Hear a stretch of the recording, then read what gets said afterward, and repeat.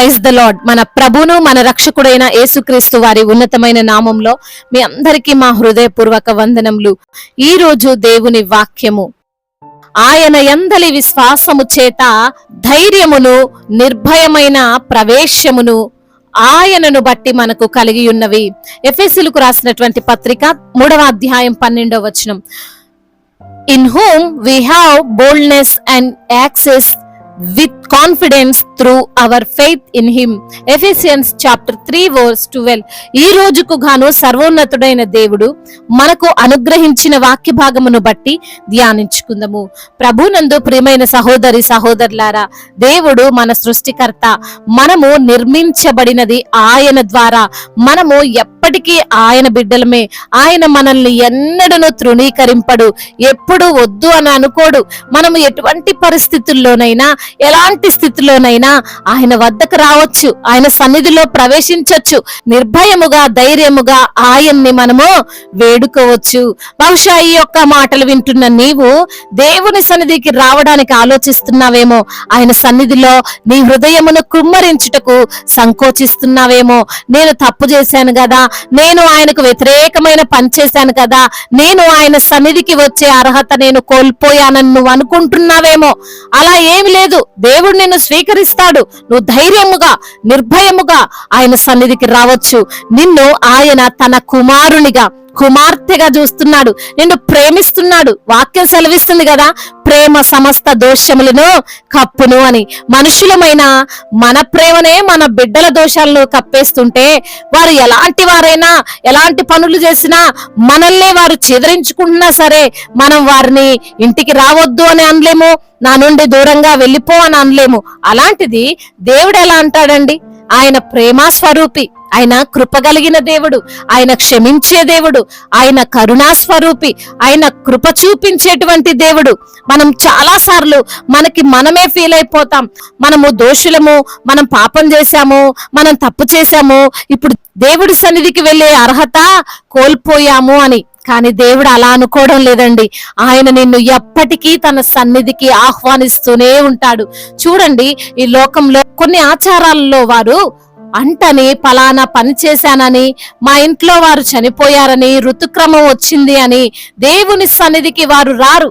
వారు వస్తా అన్నా సరే వారిని రానివ్వరు. ఇంకొన్ని ప్రాంతాల్లో అయితే మీరు పలానా కులం వారు కాబట్టి మీకు ఇక్కడ ప్రవేశం నిషిద్ధం అంటారు.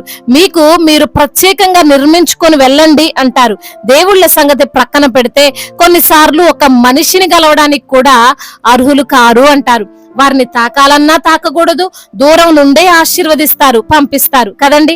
కానీ నా యేసయ్య అంటున్నాడు, మీకు ఎప్పటికీ ఆహ్వానం ఉంటుంది అని.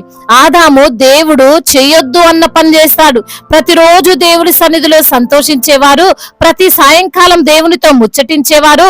దేవునికి విరోధంగా పాపం చేశామని ఆ రోజు దేవుని సన్నిధికి రావడానికి ఆలోచిస్తారు, సంకోచిస్తారు. దేవుడు వచ్చినా సరే కనిపించకుండా దాచుకుంటారు. కానీ దేవుడు మీరెందుకు నా సన్నిధికి రాలేదు అని అంటాడు. అపవాది చెప్పినట్లు చేసి వాని మాటలు విని దేవునికి దూరం అవ్వడానికి వారు ప్రయత్నిస్తారు. ఈ రోజున మనం కూడా కొన్నిసార్లు అపవాది మాటలు వింటాం.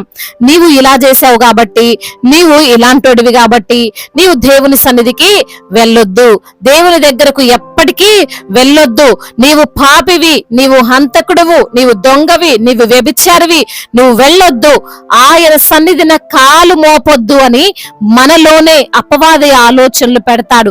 నీవు అపవాది మాట వినొద్దు, నీవు దేవుని సన్నిధికి దూరం కావద్దు. ఆయన నిన్ను రమ్మని ఆహ్వానిస్తున్నాడు. నిర్భయముగా ధైర్యముగా ప్రవేశము నీకున్నది.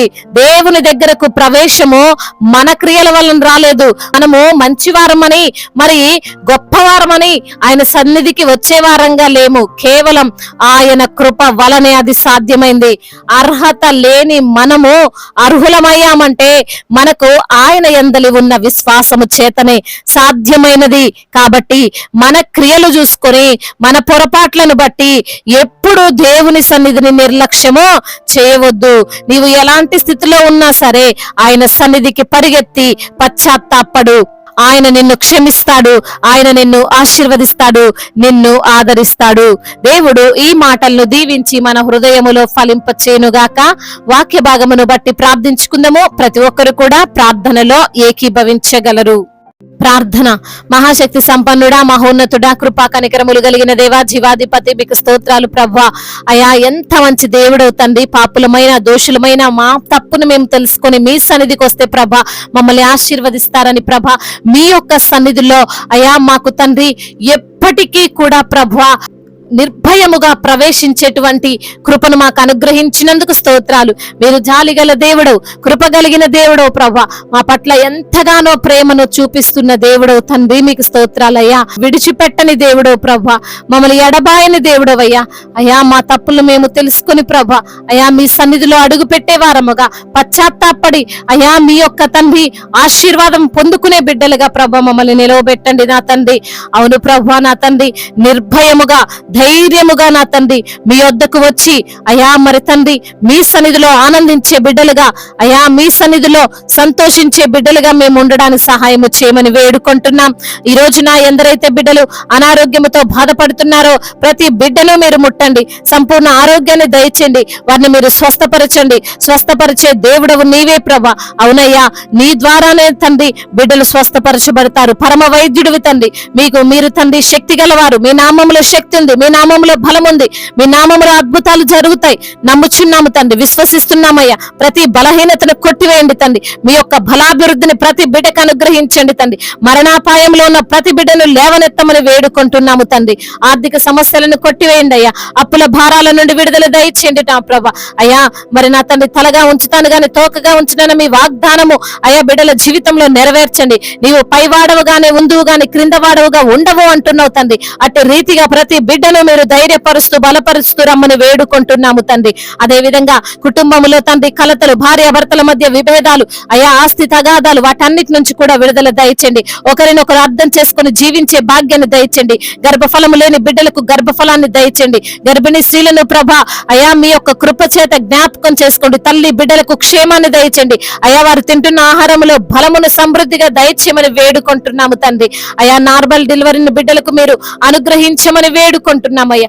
ఇప్పుడే పుట్టిన చంటి బిడ్డలను కూడా దీవించండి. మంచి ఆరోగ్యవంతులుగా వారు ఉండడానికి సహాయం చేయండి ప్రభా. ఎందరైతే బిడ్డలు ఉద్యోగం లేక బాధపడుతున్నారో తండ్రి వారికి మంచి ఉద్యోగాన్ని దయచేయండి ప్రభా. ప్రమోషన్ విషయంలో, ట్రాన్స్ఫర్ విషయంలో ప్రభా అయా మరి శాలరీ ఇంక్రీజ్ విషయంలో సహాయం చేయండి నా తండ్రి. అయ్యా అదే విధంగా నా ప్రభా కాంపిటేటివ్ ఎగ్జామ్స్ రాస్తున్న బిడ్డలు మరి గవర్నమెంట్ జాబ్ కొరకు తండ్రి ఎందరైతే బిడ్డలు ఆశ కలిగి ఉన్నారో ప్రభా ఆశగొన్న ప్రాణాన్ని మీరు తృప్తిపరచమని వేడుకుంటున్నాం. ఊహించని కార్యము బిడ్డల పట్ల మీరు జరిగిస్తున్నామని బ్రతిమిలాడుకుంటున్నామయ్యా. అయ్యా అదే విధంగా బిజినెస్ చేస్తున్న వారిని దీవించండి, చేతి పని చేసుకున్న వారిని ఆశీర్వదించండి. అయ్యా మరి తండ్రి అయ్యా వారు ఎంత కష్టపడినా చిల్లులు పడ్డ సంచిలో వేసినట్లు వారి సంపాదన ఉంటుండగా ప్రభా వారికి కలిగిన దానిని అంతటిని కంచె వేసి కాపాడమని వేడుకుంటున్నాము తండ్రి. అదే విధంగా కోర్టు సమస్యలతో, భూతగాథ సమస్యలతో బాధపడుతున్న బిడ్డలకు ప్రభా అయ్యా మీరే న్యాయమును జరిగించమని వేడుకుంటున్నాము తండ్రి. అదే విధంగా మా భారతదేశాన్ని దీవించండి, సమాధాన దేశముగా మా భారతదేశాన్ని ఆశీర్వదించమని వేడుకుంటున్నామయ్యా. అయా ఇతర దేశాల్లో ఉంటున్న ప్రతి బిడ్డకు మీరు తోడై ఉండండి ప్రభా. ఏ విషయంలో కృంగిపోతున్నారో, ఒంటరి వారమని ఫీల్ అవుతున్నారో ప్రభా అయా నీవు ఒంటరివి కాదు, నేను నీకు తోడుగా ఉన్నానని మీరు వాగ్దానం చేశారు ప్రభా. అదే విధంగా నా ప్రభువా అయా యవన బిడ్డలు మీ చేతికి అప్పగిస్తున్న డ్రగ్స్ అడిక్షన్ నుంచి విడుదల దయచేయండి, త్రాగుడు వ్యసనాల నుండి విడుదల దయచేయండి ప్రభా.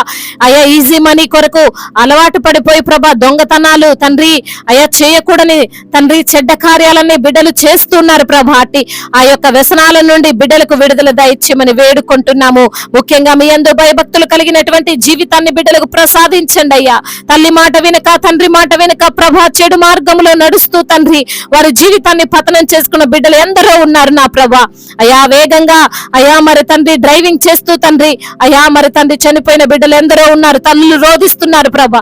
అయా మీరే వారిని తండ్రి జ్ఞాపకం చేసుకోండి ప్రభా. నా తండ్రి ఆ తల్లికి, ఆ తండ్రికి ఆదరణ దయచేయమని బ్రతిమిలాడు వేడుకుంటున్నామయ్యా. కుటుంబాన్ని తండ్రి మీ యొక్క కాపుదల్లో భద్రపరుచుకోమని వేడుకుంటున్నాము తండ్రి. అదే విధంగా నా తండ్రి అయ్యా దైవజనులందరికీ తోడుగా ఉండండి, సువార్థికులను బలపరచండి, మిషనరీస్ ని దీవించండి నా ప్రభ. ధైర్యముగా తండ్రి మీ సువార్తను ప్రకటించే కృప దయచేయండి. ప్రతి ఒక్క నాలుక మిమ్మల్ని స్తుతించినట్లు, ప్రతి ఒక్క మోకాలు మీ సన్నిధిలో వంగునట్లు, రక్షణ లేని ప్రతి బిడ్డను ప్రభా మీరే రక్షించుకోమని వేడుకుంటూ తండ్రి ఇంతవరకు చేసిన అయా ప్రార్థన అంతటిని మీ పాద సన్నిధిన చేర్చుకోమని మానాథుడు, సర్వశక్తిమంతుడు, సజీవుడు, బలవంతుడైన యేసుక్రీస్తు వారి ఉన్నతమైన నామములో ఈ ప్రార్థనను అడిగి వేడుకొని పొందుకొని ఉన్నాము మా ప్రియ పరలోకపు తండ్రి. ఆమేన్. ఈ రోజు పెళ్లి రోజు మరియు పుట్టినరోజు జరుపుకున్న వారందరినీ దేవుడు దీవించి సకల మేలులతో, సకల ఆశీర్వాదములతో, కృపాక్షేమములతో, శాంతి సమాధానముతో, మెండైన దీవెలతో దేవుడు మిమ్మల్ని నింపునుగాక. మీ యొక్క ప్రార్థన అవసరతలను మాకు తెలియజేయగలరు. మీ కొరకు మేము తప్పక ప్రార్థిస్తాము. మొదటిసారిగా మన యొక్క ఆదరణ వాక్యం చూస్తున్నట్లయితే తప్పకుండా సబ్స్క్రైబ్ చేసుకోగలరు. ఈ వాక్యం మీకు ఆశీర్వాదకరంగా ఉండినట్లయితే కనీసం ఒక 10 మందికైనా ఈ యొక్క వాక్యాన్ని షేర్ చేయగలరని దేవుని పేరిట మనవి చేసుకుంటున్నాను. దేవుడు మిమ్మల్ని ప్రేరేపించినట్లయితే విశ్వాసముతో సాగుతున్న ఈ పరిచర్యను ప్రోత్సహించండి. May God bless you all. దేవుడు మిమ్మల్ని బహుగా దీవించి ఫలింపచేయునుగాక.